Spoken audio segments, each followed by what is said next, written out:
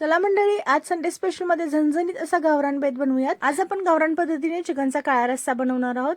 खायला एक नंबर लागतं, बनवायला अगदी सोपं आहे। तर चला मग रेसिपी बनवण्यासाठी सुरुवात करूयात। चमचाभर तेलामध्ये काही खडे मसाले जसे लवंग, दालचिनी, काळी मिरी, मोठी वेलची आणि कांदा परतवून घ्यायचा आहे।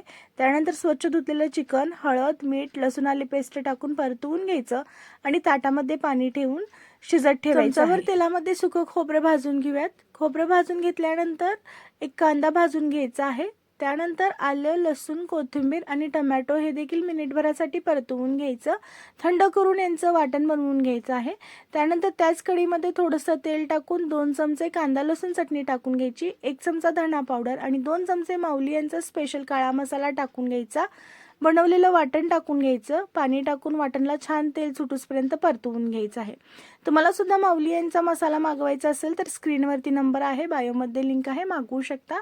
परतलेला मसाला चिकनमध्ये टाकून घ्यायचा आहे। त्यासोबत माऊली यांचा गरम मसाला टाकून घ्यायचा, कोथिंबीर टाकून घ्यायची, छान रस्सा शिजवून घ्यायचा। तयार आहे चमचमीत असा चिकन रस्सा। नक्की बनवून